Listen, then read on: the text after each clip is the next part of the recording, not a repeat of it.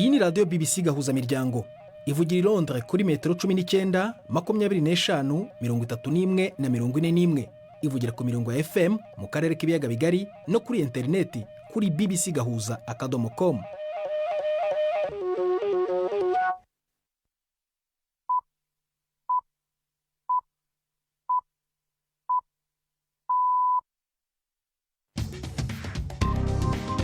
Ubu ni saa 10:30 ku isaha mpuzamahanga ya GMT, ni saa 12:30 ku masaha yo mu Rwanda no mu Burundi. Muri studio muri kumwe na Prudence Ngiyumva. Weriwe hoteza amatwi BBC gahuza miryango aho uri hose ku isi, kaze kuri radio kuri bbcgahuza.com, kuri Facebook live mu buryo bw'amashusho no ku mirongo migufi ya shortwave. Dore ingingo z'ingenzi z'amakuru turambura mu kanya kuri uyu wa kabiri tariki ya 16 z'ukwa karindwi. Nyuma y'imyaka 3 apfiriye mu mahanga, umurambo wa Pierre Buyoya wahoze ari perezida w'u Burundi wajyanywe mu gihugu gushyingurwa aho avuka mu ntara ya Bururi. Uyu munsi ni ntarengwa muri Ukraine ku bagabo bafite imyaka hagati ya 18 na 60 kugira ngo bandikishe imyirondoro yabo mu gisirikare. Utazabikora ashobora guhanishwa amande angana n'umushahara w'ukwezi. Mu Rwanda ho uyu munsi habaye amatora y'abadepite 27 bahagarariye ibyiciro byihariye, ni nyuma y'amatora rusange ya perezida n'abadepite 53. Amajwi y'agateganyo hagati aho arerekana ko perezida Paul Kagame yatowe kuri 99%. Nkuko bisanzwe kandi ni kuwa kabiri hari n'ikinamico urunana.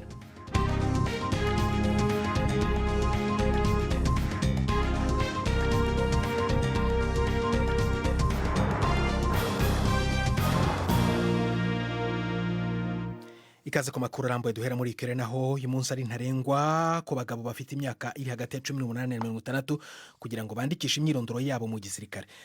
Kuva ejo kuwa gatatu umuntu wese uzaba atarabikora ashobora gucibwa amande agera ku madolari 600 y'amanyamerika, no kuvuga ngana n'umushahara w'ukwezi, cyangwa na konti ze zikaba zafungwa. Abategetsi bavuga ko inyungu ziri mu gushyira abantu mu gisirikare kurusha kubahana. Inkuru ya James Waterhouse uri Kyiv muragezwaho na Premier Ndikumagenge. Bimwe mu bigo byo kwiyandikishirizamwo byari bitonze ko abantu benshi mu gihe ikiringo ntarengwa cari hafi guhera. Umwe mu bagabo yatubwiye yuko biryoshe kuja kurwana ku gushaka kwawe ukoresha ibigwanisho biciye miliyoni z'amafaranga y'Abongereza.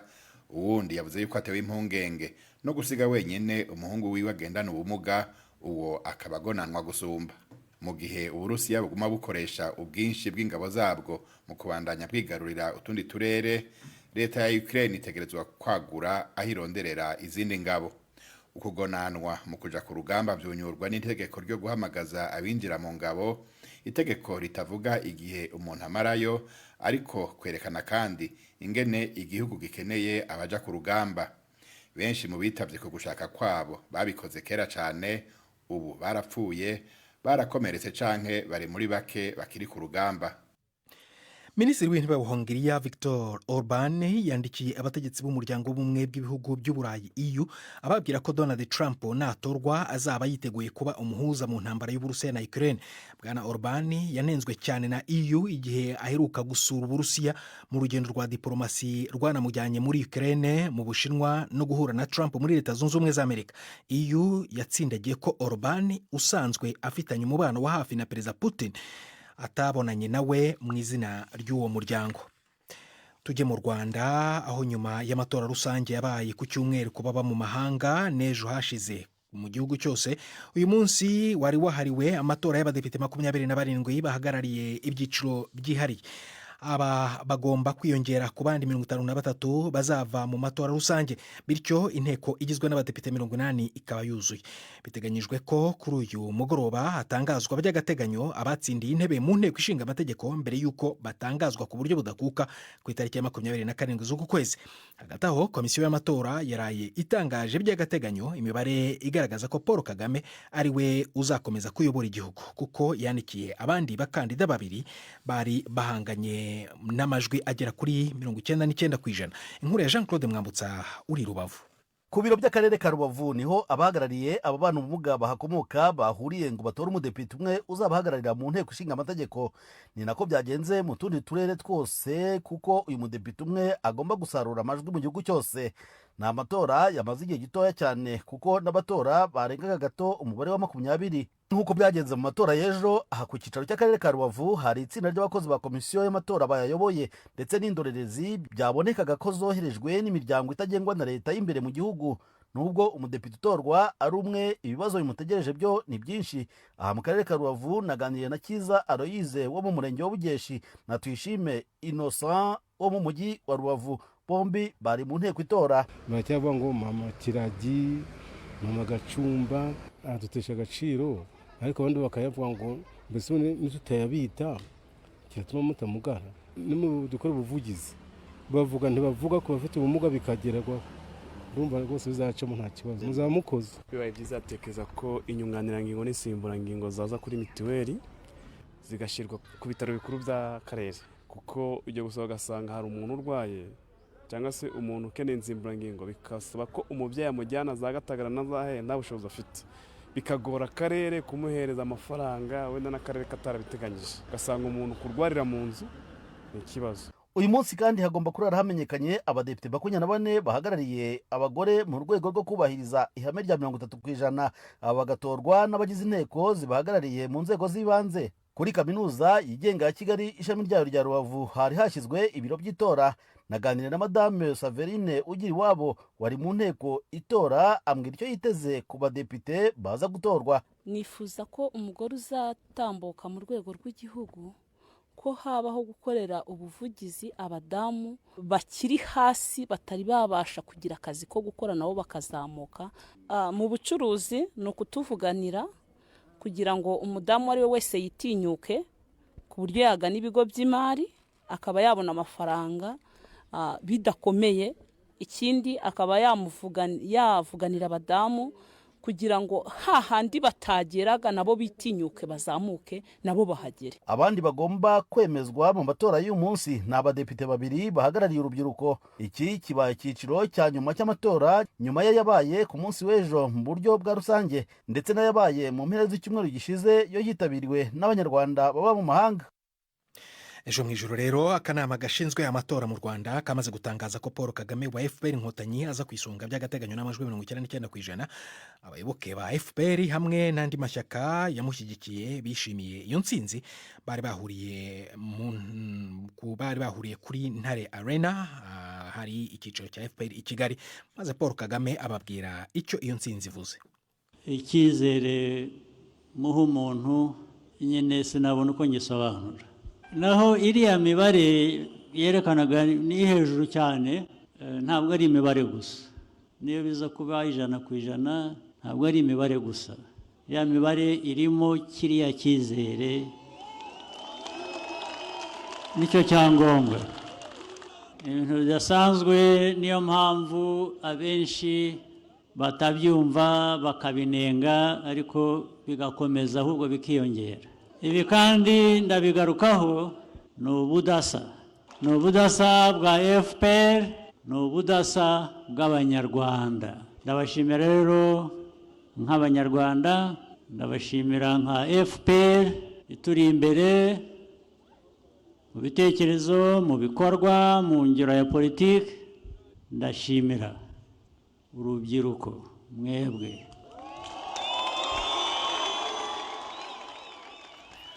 Urukiko muri Kenya rwategetse ko umugabo polisi yavuze ko yemeye kwica abagore 42 afungwa mu gihe cy'ukwezi mbere y'irindi perereza. Collins Jumaisi w'imyaka 33 yatawe muri yombi ejo hashize ku wa mbere nyuma y'itahurwa ry'imirambo myinshi yangijwe iri Nairobi. Polisi yamusobanuye nk'umuntu unywa amaraso y'abantu kandi urangwa n'imyitwarire y'urugomo rukabije rushingiye ku bibazo byo mu mutwe, vampire and psychopath ugenekereje mu Kinyarwanda. Umusenateri wo mu ishyaka ry'abarepublikani watoranyijwe na Donald Trump nk'uzamubera visi perezida J.D. Vance avuga ko Trump yamuhisemo kugira ngo amufashe gutsinda amatora yo mu kwezi kwa 11. Avugana na televiziyo Fox News, Vance ntiyigeze agira isoni zo kwemera ko yigeze kunenga bikomeye Trump, ariko yavuze ko ngo ibitekerezo bye byahindutse kuri we. Yikomye Perezida Biden nta bimenyetso atanze avuga ko yagerageje gufunga Trump. Bwana Vance yanateje impagarara hanze ya Leta Zunze Ubumwe za Amerika nyuma yo kuvuga ko Ubushinwa ari cyo gihugu giteye inkeke zikomeye kuri Amerika. Beijing yavuze ko Ubushinwa budashaka gukoreshwa nk'ikibazo mu matora y'Amerika. tugeze ku isaa 11:39 muri studio za BBC London, ni saa 12:39 mu Rwanda no mu Burundi. Turagaruka ku makuru arambuye nyuma y'akaruhuko gato cyane. Ndi Prudence Ngyumva.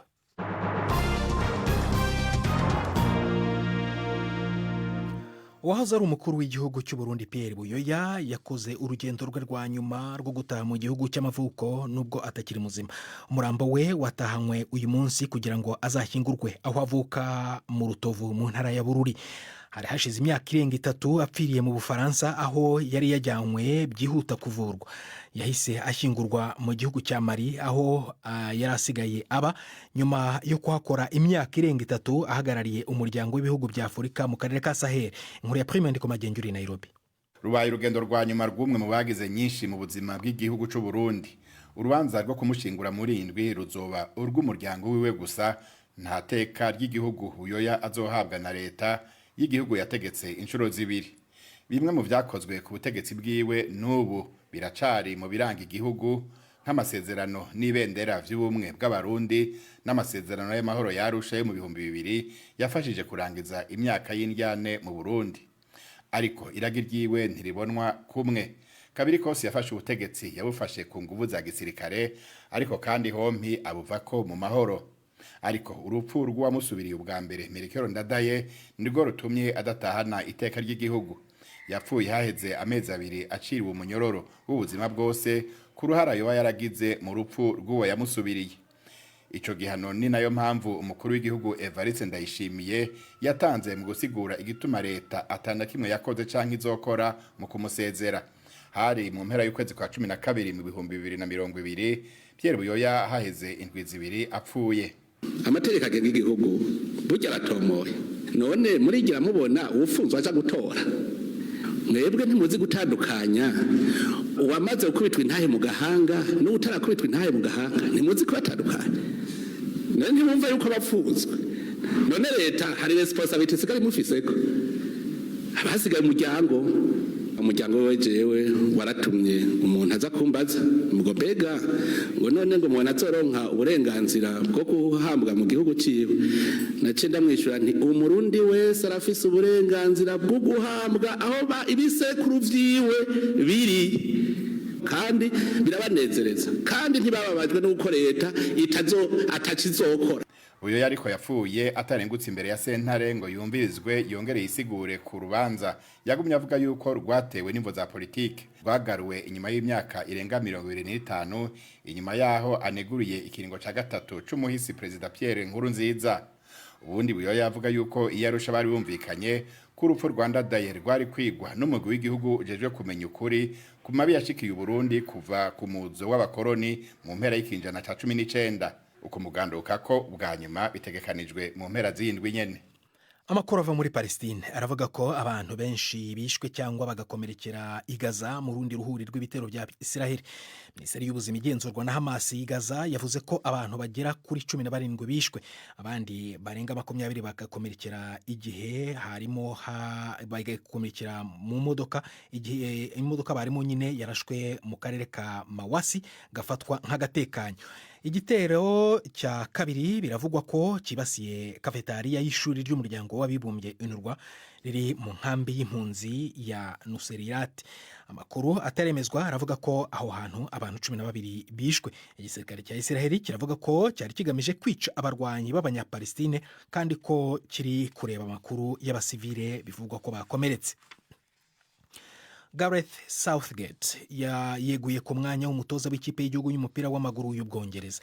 Kwegura kwe agukoze nyuma y'iminsi 2 Ubwongereza butsinzwe na Espagne ku mukino wa nyuma w'igikombe cy'Uburayi. Southgate yavuze ko igihe cy'impinduka kigeze. Umuyobozi w'ishyirahamwe ry'umupira w'amaguru mu Bwongereza yasohoye itangazo avuga ko mu myaka 8 Southgate yahinduye ikipe y'igihugu y'Ubwongereza kandi akayizanira ibihe byinshi bitazibagirana. Southgate yagejeje Ubwongereza ku mukino wa nyuma inshuro 2 zikurikiranyije mu irushanwa ry'igikombe cy'Uburayi, ariko yananiwe gutsinda n'umwe haba muri 2021 ndetse no muri iki gikombe giheruka cya 2024. Uyu noneho n'umwanya w'ikiramico urunana.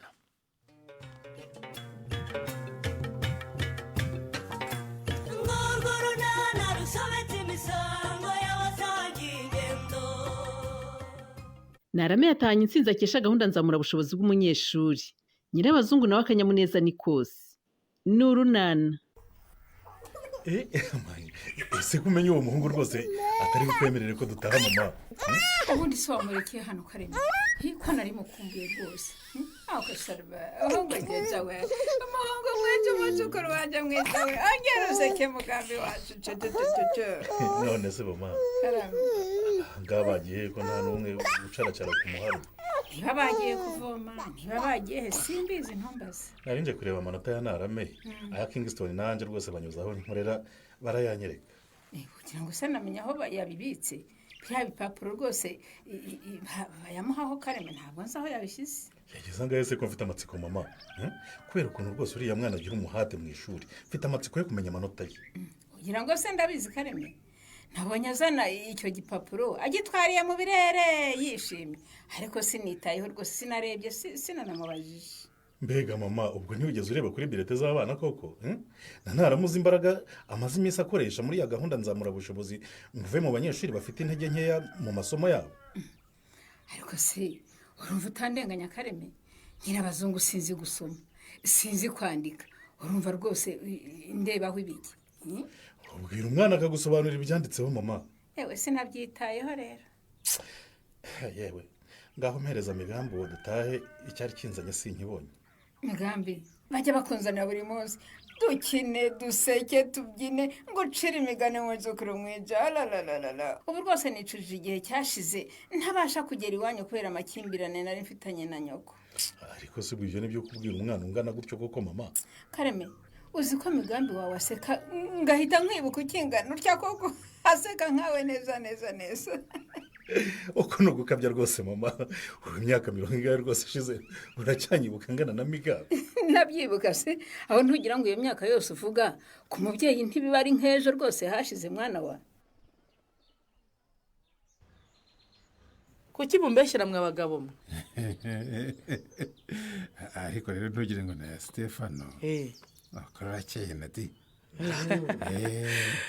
oya musore rwose umenya ko hagira amata akagusiga amavuta y'inka da ntabwo ari gusa usho ntacyo adakora ngo nse neza n'ukuri. musho Karame waba ugiye gato se ko hari ikintu nshaka kuganira na Nadine. tukaganira iki Stefano? nyine twabura twaganira ikize Nadine. yego umuntu mufitanye umwana mwabura icyo muganira koko. reka mbe ngiye noneho reka niheze amakuru ya Ndemezo ndayaherutse. reka niheze Ndemezo niba ari amakuru ushaka rero hari aho ameze neza. ariko ubu wibagiwe ibihe byiza njye nawe twageranye koko Nadine. reka rwose wampaye amahirwe. iki Stefano iki utiki nyine iyo nkubonye numva nifuje rwose bya bihe byacu ni ukuri. uri mwiza mvande kuri ikiganza Stefano ndekura wambabariye koko uko nkubonye rwose urukundo runguruma. umva mama horo Stefano wari ubizi sinagushaka hafi yanjye nyibagiwe kuko nanyira kwibagiwe uranyumva koko se waranyibagiwe Nadine. none se urumva nkubeshye Stefano nta kindi ngukeneyeho uretse kumenya umwana wawe ukamwishyurira ubwisungane mu kwivuza ukamushakira ibikoresho by'ishuri njye ukandeka nkibona n'uwanyakira ukonde akankunda urimo uranyumva uraseka iki se umva se bishekeje ubu ndutishije kariya gasore nako akana n'akakuritisha k'agahungu koko ngo ni Patrick. uriya se buriya akumarira iki koko Nadine tuvugishije ukuri buriya yakunezeza nkanjye. wowe Stefano nta na kimwe cy'ijana cya Patrick bibitseho mu kunezeza no gutanga umunezero urumva. Patrick ni umusore mwiza, Patrick azi gukunda, Patrick amfata nk'umwamikazi urumva. Patrick ntahuriye nawe rwose urumva ntuzanibeshye umwigereranyaho. ngo Patrick ni iki? Patrick ni umunezero wanjye wowe uri isereri gusa. ngo ndi isereri Nadine. uri isereri ndavuga ngo n'undi munsi ntuzongeye kuntekereza cyangwa kuntegera mu nzira urumva unyibagirwe. ikindi ntuzongeye kugereranya ibitegereranywa. unyiciyeho kandi ngiye ujya Stefano ndeke nikomereza urugendo urumva nk'uko uyobokiye umucyo ukwira hose niko Patrick yinjiye mu buzima bwanjye bwari turabunini natewe nawe amahoro rero.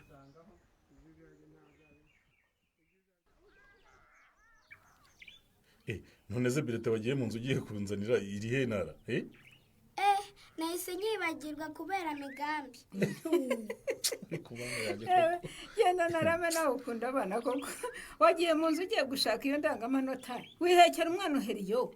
Tugira ngo uracyayishakisha naho wayibagiwe. Nkunda abana cyane rwose. ariko menya ya makimbirane yanyu nayo yari yaratumye umwana wanjye abihomberamo mama. Uyanyibutsa Kareme ntawe utari yarahombye pe. Urabona ko n'abana ba hano bari bakumbuye umwana wawe. Ahubwo nzajya nza kumuheka buri munsi Kareme. Sha ujye uza rwose. Akira indangamanota. Ntara korasha 70 uzi ko uyu mwana afite amanota arenga 70 kwijana mama. Baba we Ntara Narame rwose uyu mwana yarakoze cyane. Warakoze Narame mwana wawe. Nukuri nanjye ndagushimiye pe. Byose mbikesha gahunda nzamura ubushobozi. Mama urabona ko uyu mwana tumufasha rwose kare kose yari kugirana na 90. N'undi mwaka wa 3 nimukiyemo nziga cyane nyagire Kareme. Yego sha. Uzagire mwana wanjye n'ijana nibiba ngombwa rwose uzarigezeho. Uzi ko sanagira 98 ariko. Ya gahunda nzamura ubushobozi ni nziza cyane pe. Kubona ifasha umwana rwose kuva ku manota 35 akagera hejuru ya 70. Iyo nagezaga kuri 40 nabaga nakuze cyane. Wumva se. Mama nubwo rwose bari mu biruhuko ujye wakanya rwose bijyubutse ibyo bizi sibyo bafata amakaye bigiramo urumva basubiremo kuko ndabona rwose bifite akamaro. Yewe nibakika imirimo yabo bajye basoma rwose nababwira iki. Nanjye kandi sinzabaterana Ntara urumva. Yego. Nzafasha mama kubashakira ibikoresho kugira ngo muzatangire undi mwaka rwose mufite ibikenewe byose bibafashe kwiga. Murakoze cyane Kareme natwe tuziga dushyizeho umwete. Ubonye iyo Kristo naba hafi ko mbona kwiga ntacyo binamubwiye. Nawe tuzajye tumufasha nyogoku kandi mbishije ko nzakoresha imbaraga zanjye zose ku buryo nzajya mbuwa mbere mu ishuri. Icyambere n'ubushake kandi urabifite rwose Ntara ko tukwemereye kugufasha se noneho no wa mbere ntuzamuba.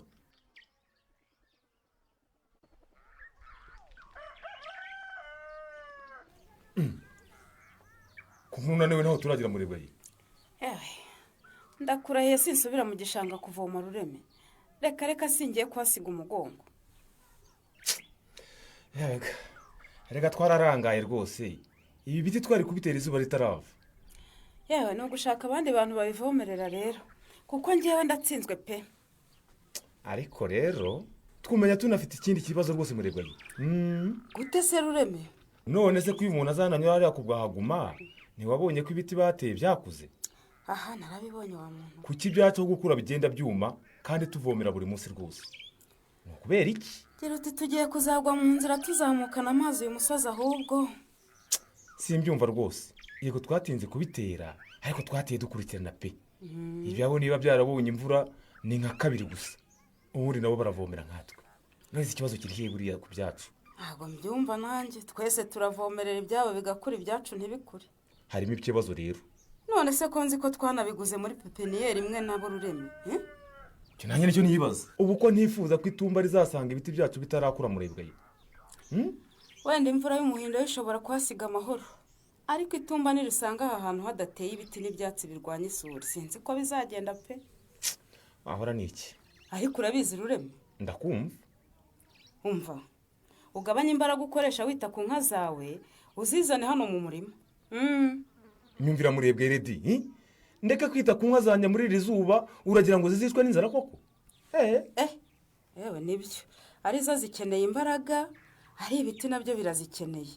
Kandi nkubwije ukuri ko ntazakomeza kubivomerera ngo mbishobore. Ubwo rero ushaka icyo ukora. None siko twari twagerageje gukora ibyo batubwiye byose ngo turwanye isuri bikaba byaranze kuko tuzabigenze dute murebwa ye.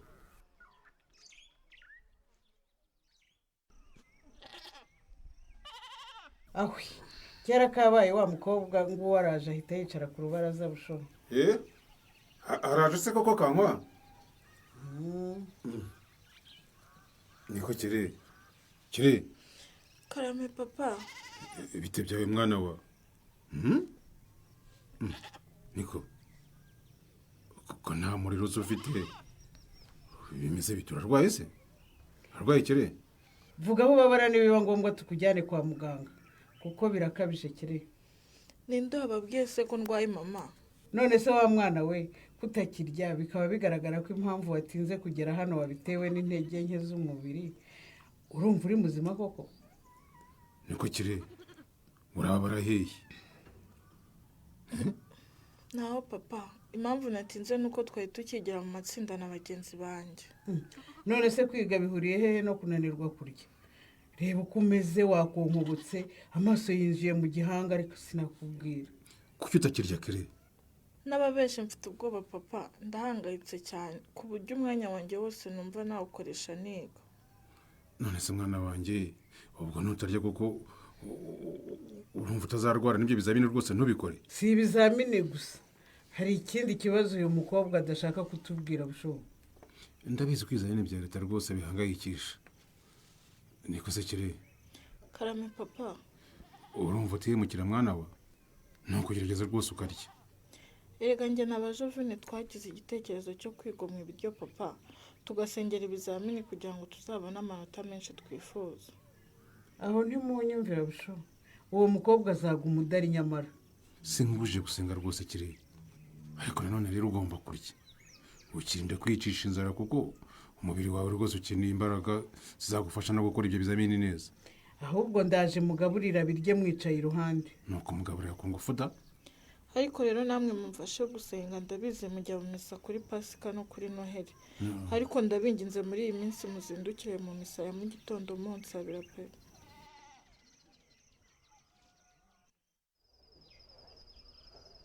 uzi ko ugize amahirwe mugi, izi mboga no mu gitondo nashatse kuzisoma ngo zijyane mu isoko, undi mutima urambuza pe. nyine wakubujije kugira ngo nze kuziyasanga rero, kubera ukuntu nkunda imboga na di umurima wanjye ntazisigayemo pe. nta kibazo rwose ugize hano wisoromere mugi, nta kibazo pe. urakoze rwose. hanyuma se za gahunda wasanze zimeze bite na di? izihe gahunda harya mugi? zo gutwita.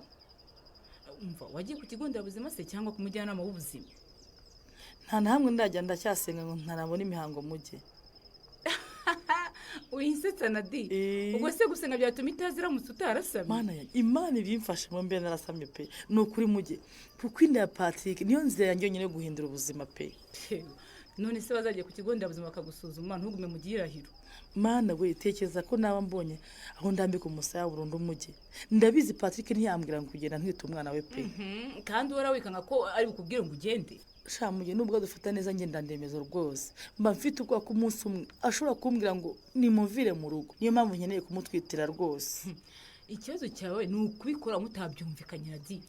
uvuga ngo nabikoze tutabyumvikanye kuko ntacyashyika ko byatunganye, ariko nyine nawe urabizi ko ntari kubimusaba ngo abyemere.